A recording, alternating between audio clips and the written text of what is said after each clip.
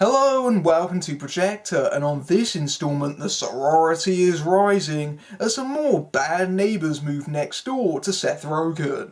New college student Shelby, played by Chloe Grace Moretz, is not happy when she discovers that sorority houses can't throw parties and have to go to the ones thrown by fraternities. So she and her fellow students decide to challenge the rules by setting up a frat-like sorority of their own called Kappa Nu. There's just one problem: they've moved into the house previously inhabited by Delta Psi, next door to Mac and Kelly, reprised by Seth Rogen and Rose Byrne, who are selling their house but are in 30-day escrow, and their new neighbours could jeopardise the sale. Now they've got to stop the partying once more, and their former enemy Teddy, played by Zac Efron, switches sides to help them out. I like the original Neighbours, or Bad Neighbours as it was known in Europe to avoid confusion with the Australian soap opera of the same name. Now don't get me wrong, it's not a great movie by any means, it's not one I'm going to be watching over and over again, but it is funny. It does work as a comedy, which is certainly more you can say for a lot of comedies coming out these days.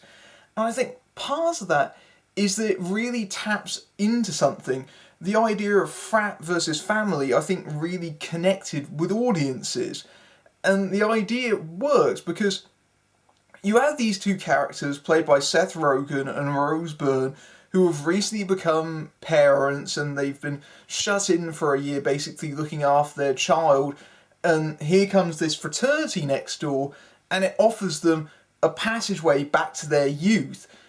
But then of course they realise their responsibilities, and they realise that having an adulthood and being parents, that they can't run away from their responsibilities. It was very much about the age gap that sort of develops between generations, and a lot of the humour in the original film was mined out of that. Of course, the original film was hugely successful. It made $270 million worldwide, so a sequel was inevitable, even if it wasn't really necessary.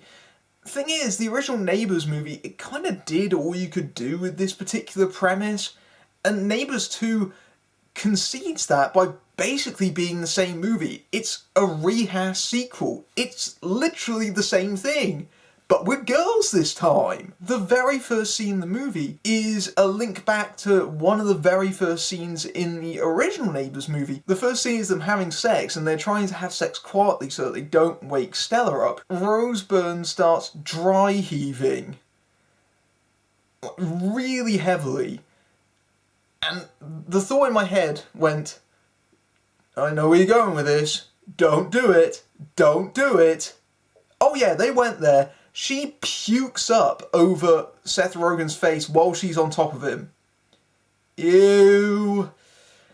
And that was the moment where I realised that this sequel was completely creatively bankrupt. At this point, we are basically going for shock humour. And that's what a lot of Neighbours 2 is. It's a lot of shock humour to make up for the fact that there really isn't anything left to explore here. In this film, they are horrendously negligent. And that's supposed to be the joke. They wonder to themselves, are we bad parents? Yes. Yes, you are. Maybe I'm a little bit prudish, but I don't find that funny. If you remember in the first film, there was a fairly amusing little sequence in that film where Stella picks up a condom on the floor and starts chewing on it, and they think she might have swallowed it or got something from it, and they rush her to the emergency room. Apparently they thought that was the funniest thing in the world, so they've tried to top that joke. So this toddler comes in carrying her mum's vibrator, and that becomes a running joke throughout the movie. I'm not kidding. What? She's carrying a sex toy? Those aren't for children. That's the wrong kind of toy.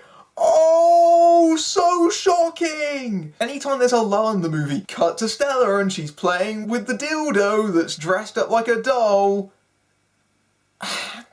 It's not a funny joke, it just annoyed me. But that almost pales in comparison to the fact that Neighbours 2 thinks it is the funniest thing ever to swear in front of children. And I like Seth Rogen. He's not exactly got a huge amount of range or anything, but I think he knows his way around a joke or two. And Rose Byrne, she's a fantastic comedian. She has proved that in movies like Neighbours and Spy. But here she's kind of a little bit sidelined because of the pregnancy thing, so she doesn't really get as much chance to steal the movie as she did in the first one, which is a real disappointment for me.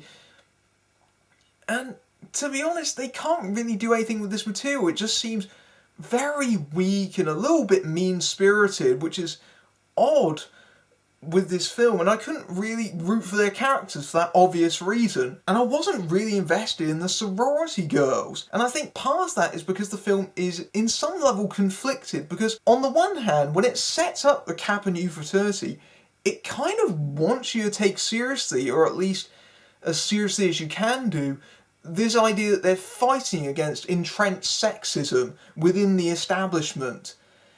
But on the other hand, it wants you to see them as antagonists. And the movie's kind of uncertain about that. They sort of shift from scene to scene. And Chloe Grace Moretz, you only have to look at the Kick-Ass movies to see that she is hysterical in those films. But here, she isn't really given all that much funny to do. There wasn't much about her character that I laughed at directly. To be honest, I think that comes down to the fact that they had a lot more success with the fraternity angle in that the creative team on the movie, they know how frats work. Whereas here, the creative team on this movie, 5 writers incidentally, it took 5 writers to come up with this stuff. They thought to themselves, how do young women think? Because they don't really know. And so the result, they all feel like the same stereotype of they're very socially active and they're into texting. That's basically it. That seems like the amount of their understanding. And it doesn't entirely ring true, and it feels like they have less distinct personalities. But what really shows up the weakness in the Sorority Girl characters is the return of Zac Efron. I can't believe I'm saying this myself, but Zac Efron is far and away the best character in this movie. It capitalizes on where he was at the end of the first movie, where he's sort of in this delayed adolescence, basically. He hasn't quite grown up like everyone else around him. All his fellow Delta Psi have moved on in some way, and he's still stuck doing the same thing. And that's amusing. That's a good start point for the character, and he gets a little mini arc through the film, and he basically gets to relive his youth in the same way that Seth Rogen and Rose Byrne's character did in the first movie by initially helping out with Kappa Nu, and then he rejects it around the midway point and sides with Rogen and Byrne. At that point, it signals that he is at last starting to move on from the party guy that he used to be. It reminded me very much of Channing Tatum in the Jump Street movies. He is very glad to make himself the butt of the joke. He is having a lot of fun playing the man-child, and a lot of the laughs come from his character. He really steals the movie from everyone else around him, and that is quite impressive, especially considering that he's had such a dismal track record with comedies. This doesn't really change that, but this is way better than something like Dirty Grandpa at the very least. Most of the cast of the original Neighbours do come back for this sequel, but they're either back in one scene or make such brief supporting roles, you do kind of wonder why they came back to begin with. The biggest is easily Dave Franco. His character is gay and he's just got engaged to his partner, and that ends up forcing Efron out of their apartment because he's been living with them at the same time.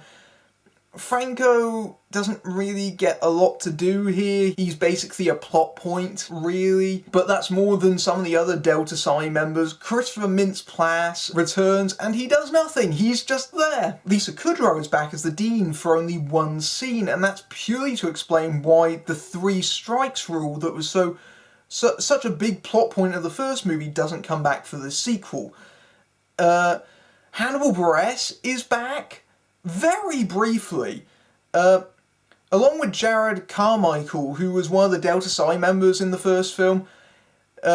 Carmichael becomes a cop, and he gets teamed up with Buress's character. But that is basically a terminated subplot. Buress only comes back in this very brief montage where they're raiding drug dealers' houses, and Buress is really going over the top with his force. He's putting a gun in someone's mouth, screaming, "This is your training day!" to Carmichael. It's obvious that he was meant to... that there was going to be a subplot where he was teaching Carmichael how to be a cop and was really overdoing it. Because, you know, police brutality jokes are hilarious when they're done by black people. The film is clearly trying to say things about sexism and feminism, quite ambitious for what is otherwise a rehashed sequel. Those aren't necessarily the best subjects for comedy, necessarily.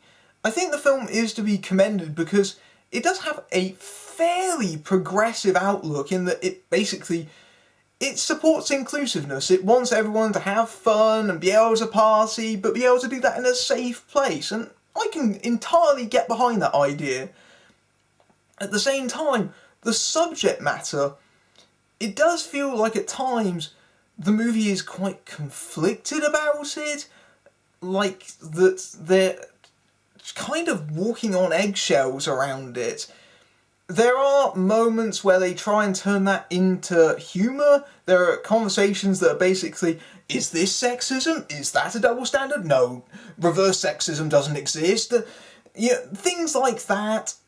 And for the most part, it doesn't really work. It just comes across as being a bit preachy and a bit weird. At the same time, while it is in support of this message, there is some objectification and some leery male gaze. There are upskirt shots and there are young women cavorting around in bikinis. It very much has the message, but it doesn't entirely sit well with that message, especially in the later stages of the film.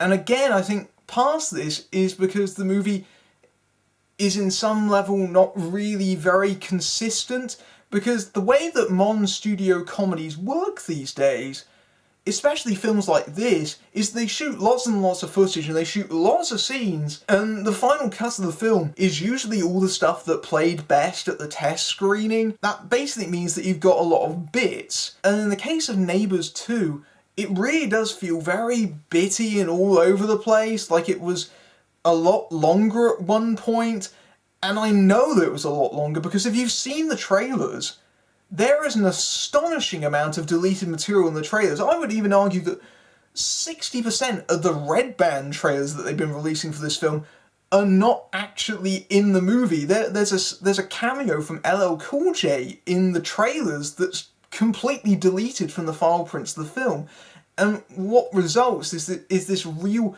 unevenness in terms of theme and storytelling. Towards the end of the movie, it's very clear that they're running on fumes. It's supposed to be building up towards this big climax with this huge house party that brings the two neighbours into conflict, but it just kind of fizzles out. There's no big laugh that would send the audience out of the theatre on a high.